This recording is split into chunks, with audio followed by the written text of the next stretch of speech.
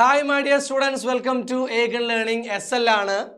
എല്ലാവരും ഫിസിക്സ് എക്സാമിന് വേണ്ടിയിട്ടുള്ള കട്ടക്കുള്ള പ്രിപ്പറേഷനിലായിരിക്കും. ഓക്കെ, കഴിഞ്ഞ മാത്സ് എക്സാം ഇച്ചിരി ഡിഫിക്കൽട്ടായി പോയി എന്ന ഒരു കമൻറ്റ് പൊതുവേ വരുന്നുണ്ട് അല്ലേ.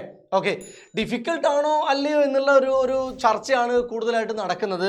പറയുമ്പോൾ ഡിഫിക്കൽട്ടാണെന്ന് പറയാം. എന്തുകൊണ്ടാണെന്ന് വെച്ചാൽ നമ്മൾ സാധാരണ എക്സാമുകൾക്ക് പ്രതീക്ഷിക്കുന്ന ഒരു പാറ്റേൺ ഉണ്ടായിരുന്നു അല്ലേ.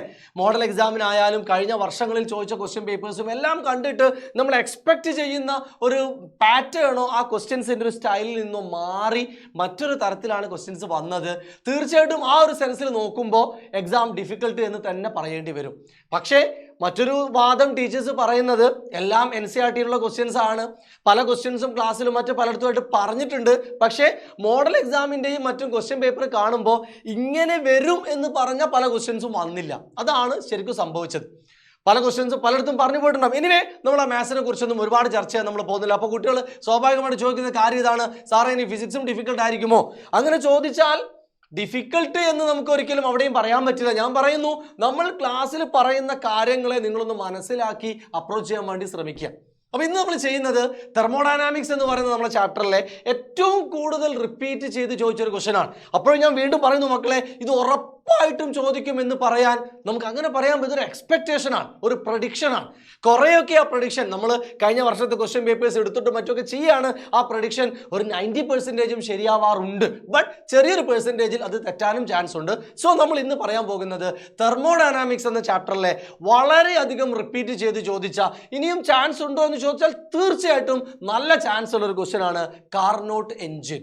ഓക്കെ, ഹീറ്റ് എഞ്ചിൻ ആണ്. ഹീറ്റിനെ കുറിച്ച് പഠിക്കുന്ന ഒരു ചാപ്റ്റർ ആണ്. എനർജിയെ ഒരു ഫോമിൽ നിന്ന് മറ്റൊരു ഫോമിലേക്ക് മാറ്റിയിട്ട് പലതരം വർക്ക് നടക്കുന്നതായിട്ട് നമുക്ക് കാണാൻ സാധിക്കും അല്ലെ. വർക്ക്, എനർജി ആൻഡ് പവർ എന്ന് പറയുന്ന ചാപ്റ്ററിൽ എനർജിയെ കുറിച്ചും വർക്കിനെ കുറിച്ചും ഒക്കെ ഒരുപാട് കാര്യങ്ങൾ നമ്മൾ പഠിക്കുന്നുണ്ട്. ഇവിടെ നമ്മൾ ചെയ്യുന്നത് എന്താണെന്ന് വെച്ചാൽ ഹീറ്റ് എനർജി ഉപയോഗപ്പെടുത്തി ഒരു വർക്ക് ചെയ്യുന്ന, ഒരു ഔട്ട്പുട്ട് വർക്ക് നടക്കുന്ന ഒരു എഞ്ചിൻ ക്രിയേറ്റ് ചെയ്യുക എന്നുള്ളതാണ് ഈ കാർനോട്ട് എഞ്ചിൻ്റെ ഒരു ബേസിക് ഐഡിയ. എക്സാമിന് വേണ്ട തരത്തിൽ വളരെ ഷോർട്ടാക്കി നമ്മൾ അതിനൊന്ന് പറയാൻ ശ്രമിക്കുകയാണ്. ഒരുപാട് ഡീറ്റെയിൽഡ് ആയിട്ടുള്ള വർക്കിങ്ങിലേക്കൊന്നും പോകുന്നില്ല. പകരം എക്സാമിന് നിങ്ങളോട് കാർനോട്ട് എഞ്ചിൻ എന്താണെന്ന് ചോദിച്ചാൽ, അതിൻ്റെ വർക്കിങ്ങിനെ കുറിച്ച് ചോദിച്ചാൽ, അതിൻ്റെ PV ഡയഗ്രം പറഞ്ഞാൽ, അതിൻ്റെ എഫിഷ്യൻസിയുടെ ഇക്വേഷൻ ചോദിച്ചാൽ, ഇതൊക്കെ പറയാൻ പറ്റുന്ന തരത്തിൽ കൂടുതലും ചോദിക്കാൻ ചാൻസ് ഉള്ള ആ ഒരു പാർട്ടാണ് നമ്മൾ ഡിസ്കസ് ചെയ്യുന്നത്. Are you ready? യെസ്, സമയം കളയുന്നില്ല. ഓക്കെ, കാർനോട്ട് എഞ്ചിൻ എന്താണ് എന്ന് ചോദിച്ചാൽ നമുക്ക് വളരെ സിമ്പിൾ ആയിട്ട് പറയാൻ പറ്റുന്ന 3 പോയിന്റുകൾ ഞാൻ ആദ്യം പറയാം. മക്കളെല്ലാവരും ശ്രദ്ധിച്ചോളൂ. കാർനോട്ട് എഞ്ചിൻ എന്ന് പറയുന്നത് ഒരു തിയററ്റിക്കൽ എഞ്ചിനാണ്, ഒരു ഐഡിയൽ എഞ്ചിനാണ്. ഇങ്ങനെ എഞ്ചിന് പ്രാക്ടിക്കലി പോസിബിൾ ആണെന്ന് ചോദിച്ചാൽ നോ എന്ന് തന്നെയാണ് ആൻസർ. പ്രാക്ടിക്കലി ഇങ്ങനൊരു എഞ്ചിൻ നമുക്ക് ഉണ്ടാക്കാൻ കഴിയില്ല. കാരണം ഇത് അത്രയും എഫിഷ്യൻ്റ് ആയിട്ടുള്ളൊരു എഞ്ചിനാണെന്നാണ് പറയുന്നത്. 100% എഫിഷ്യൻസി എത്തുന്ന ഒരു എഞ്ചിനാണ്. ഒരിക്കലും നമുക്ക് അങ്ങനെ ഒരു എഞ്ചിൻ, അതുകൊണ്ടാണ് ഐഡിയൽ എന്ന് പറയുന്നത്, പ്രാക്ടിക്കലി പലപ്പോഴും നമുക്ക് പോസിബിൾ ആവണം എന്നില്ല. പക്ഷേ ആ ഒരു കോൺസെപ്റ്റ് ഉണ്ടല്ലോ, ഒരു സൈക്ലിക് പ്രോസസ്സിലൂടെ ഹീറ്റ് എനർജി ഉപയോഗപ്പെടുത്തി വർക്ക് ചെയ്യാൻ സാധിക്കുമെന്ന് പറയുന്ന ഒരു കോൺസെപ്റ്റാണ് അത് നമ്മളിവിടെ പറയാൻ പോകുന്നത്. ഈ ഒരു ഐഡിയ ഉപയോഗപ്പെടുത്തി ഐഡിയൽ അല്ലാത്ത പ്രാക്ടിക്കൽ ആയിട്ടുള്ള പല എഞ്ചിനുകളും നമ്മൾ ഉണ്ടാക്കിയിട്ടുണ്ട്. This engine is working between 2 heat reservoir. 2 heat reservoir ആണ്. സോഴ്സ് എന്നും സിങ്ക് എന്നും നമ്മൾ പറയുന്ന കൂടുതൽ ടെമ്പറേച്ചറുള്ളതും കുറഞ്ഞ ഹൈ ടെമ്പറേച്ചറിലും ലോ ടെമ്പറേച്ചറിലും നിൽക്കുന്ന 2 ഹീറ്റ് റിസർവോയേഴ്സ് ആണ് നമുക്കിവിടെ കാണാൻ കഴിയുക. അത് രണ്ടും 2 ഡിഫറെൻറ്റ് ടെമ്പറേച്ചറിൽ കീപ്പ് ചെയ്തിട്ടുണ്ടാവും. ഓക്കെ, ആ ഒരു വർക്കിംഗ് സബ്സ്റ്റൻസ് ആയിട്ട് നമ്മൾ ഉപയോഗിക്കുന്നത് ഐഡിയൽ ഗ്യാസ് ആണ്. ഒരു സിലിണ്ടറിൽ എൻക്ലോസ് ചെയ്ത് വെച്ചിരിക്കുന്ന ഐഡിയൽ ഗ്യാസ് ആണ് നമ്മൾ ഇതിനു വേണ്ടി ഉപയോഗിക്കുന്നത്. മൂവബിൾ പിസ്റ്റണൊക്കെയുള്ള ഒരു ഐഡിയൽ ഗ്യാസ് ഒരു സിലിണ്ടറിക്കൽ വെസലിൽ കീപ്പ് ചെയ്തിട്ടുണ്ടാവും.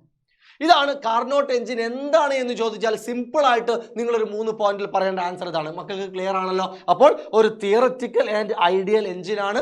2 ഡിഫറൻറ്റ് ടെമ്പറേച്ചറിൽ കീപ്പ് ചെയ്തിരിക്കുന്ന ഹീറ്റ് റിസർവോയേഴ്സ് ആണ് ഇതിൻ്റെ മെയിൻ ആയിട്ടുള്ള 2 ഭാഗങ്ങൾ എന്ന് പറയുന്നത്. മറ്റൊന്ന് ഒരു സിലിണ്ടറിക്കൽ വെസലിൽ കീപ്പ് ചെയ്ത് വെച്ചിരിക്കുന്ന ഒരു ഐഡിയൽ ഗ്യാസ് ആണ് ഇതിൻ്റെ വർക്കിംഗ് സബ്സ്റ്റൻസ്. അതൊരു മൂവബിൾ പിസ്റ്റണൊക്കെ വെച്ച് സെറ്റ് ചെയ്തിരിക്കുകയായിരിക്കും. നമുക്ക് നോക്കാം ഇതിൻ്റെ ചിത്രത്തിലേക്ക്. പലപ്പോഴും ചോദിക്കുന്നത് അതിൻ്റെ ഡയഗ്രം വരയ്ക്കാനാണ്. നിങ്ങൾക്ക് ഇവിടെ കാണാം, ഇതാണ് നമ്മുടെ ഐഡിയൽ ഗ്യാസ് നിറച്ചു വെച്ചിരിക്കുന്ന സിലിണ്ടർ. ഒരു പിസ്റ്റൺ ഉപയോഗിച്ച് അതിനെങ്ങനെ അടച്ചു വെച്ചിട്ടുണ്ട്. ഓക്കെ, അവിടെ നിങ്ങൾക്കൊരു ഇൻസുലേറ്റിംഗ് സ്റ്റാൻഡ് കാണാം, 2 ഹീറ്റ് റിസർവേഴ്സ് കാണാം, സോഴ്സ് ആൻഡ് സിങ്ക്.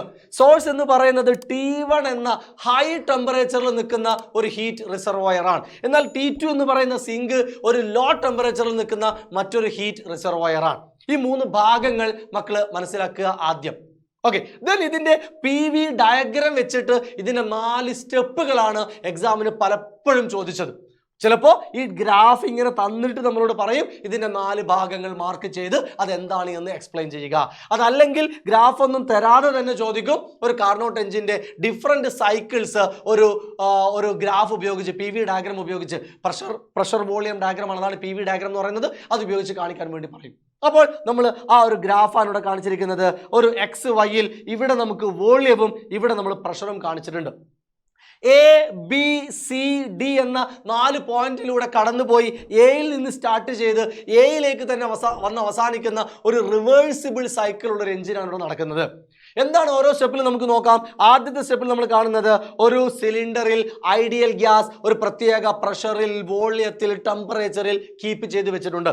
എന്നിട്ട് ആ ഒരു സിലിണ്ടറിനെ നമ്മൾ നേരെ കൊണ്ടുപോയി സോഴ്സ് എന്ന് പറയുന്ന ഇതിന്റെ മുകളിൽ കൊണ്ടുപോയി കീപ്പ് ചെയ്യും. ആദ്യം സ്റ്റെപ്പ് നമ്പർ 1 വളരെ സിമ്പിൾ ആയിട്ട് മനസ്സിലാക്കാം. ഈ പ്രത്യേക ഗ്യാസിന് അതിനൊരു വോളിയം ഉണ്ട്, പ്രഷർ ഉണ്ട്, ടെമ്പറേച്ചർ ഉണ്ട്. അതിനെ നേരെ കൊണ്ടുപോയിട്ട് ഈ T1 എന്ന് പറയുന്ന ഹൈ ടെമ്പറേച്ചർ ഉള്ള സോഴ്സ് എന്ന് നമ്മൾ വിളിക്കുന്ന ആ ഹീറ്റ് റിസർവോയറിലേക്ക് അതിനെ കൊണ്ടുപോയി പ്ലേസ് ചെയ്യുന്നു. ഉറപ്പായിട്ടും ഇതിന് ഭയങ്കര ചൂടാണ്. അപ്പം നല്ല ടെമ്പറേച്ചർ ഇവിടെ ഉണ്ടെങ്കിൽ ഉറപ്പായിട്ടും അത് ഹീറ്റ് എനർജി ഇതിൻ്റെ മുകളിലേക്ക് ഇത് കൊണ്ടുവച്ചാൽ ഇതിൽ നിന്നും ഇതിലേക്ക് ഹീറ്റ് എനർജി ട്രാൻസ്ഫർ ചെയ്യപ്പെടും. കാരണം ഇവിടെ ടെമ്പറേച്ചർ കൂടുതലാണ്.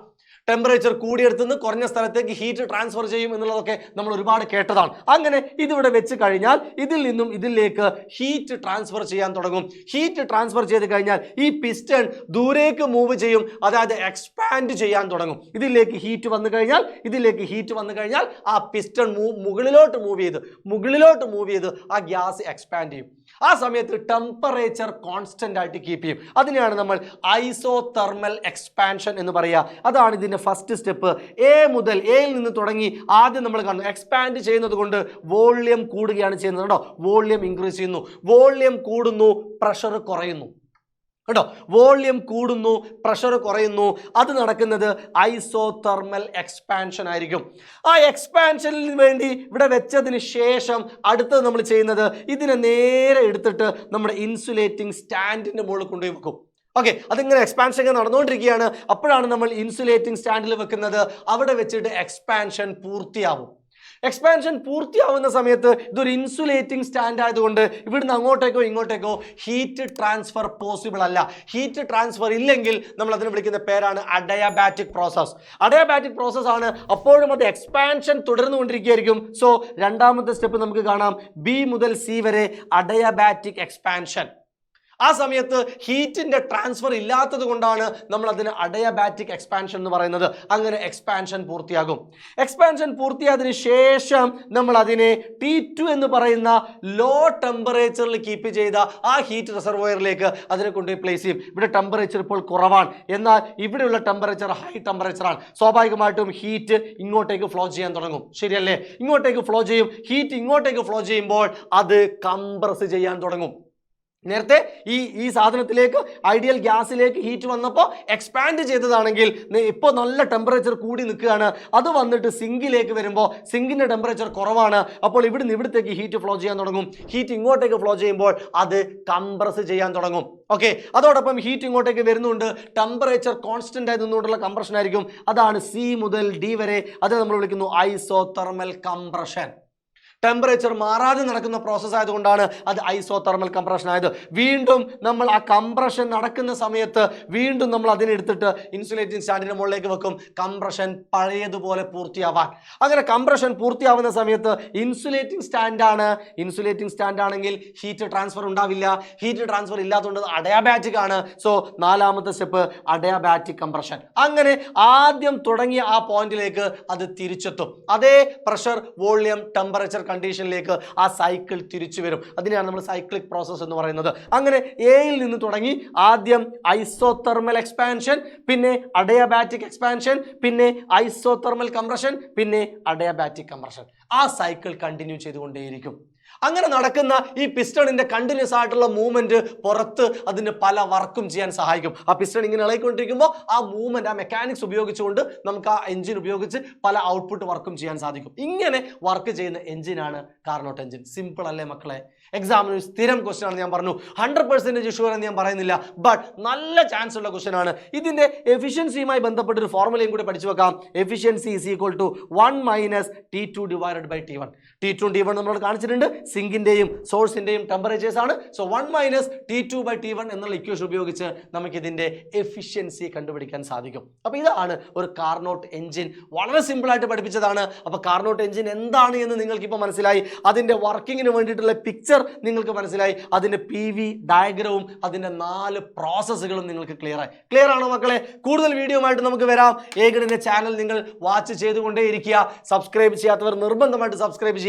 നിങ്ങൾക്ക് ആവശ്യമുള്ള കൂടുതൽ വീഡിയോകൾ ഏതാണ് എന്ന് നിങ്ങൾ ഈ വീഡിയോയുടെ താഴെ കമന്റ് ചെയ്യുക. നിങ്ങൾക്ക് ഏറ്റവും ഡിഫിക്കൽട്ട് ആയിട്ട് തോന്നുന്ന ടോപ്പിക് ഏതാണ് നിങ്ങൾ താഴെ കമന്റ് ചെയ്യുക. ഏത് തരം ക്ലാസ്സുകളാണ് നിങ്ങൾ കാണാൻ ആഗ്രഹിക്കുന്നത് ധൈര്യമായിട്ട് കമന്റ് ചെയ്യൂ. നമ്മൾ ഇനി വരുന്ന ദിവസങ്ങളിൽ അത്തരം വീഡിയോകൾ കണ്ടിന്യൂസ് ആയിട്ട് പോസ്റ്റ് ചെയ്യുന്നതായിരിക്കും. ഓക്കെ, സോ ഞാൻ വീണ്ടും പറയുന്നു, നമ്മൾ എക്സ്പെക്ടേഷൻ ആണ്, ഇതൊക്കെ വരുമെന്ന് നമ്മൾ പ്രതീക്ഷിക്കുകയാണ്. പഠിച്ചു പോവുക, 90% വരും. ഇതുപോലെയുള്ള കൂടുതൽ വീഡിയോസ് നമുക്ക് വീണ്ടും ചെയ്യാം.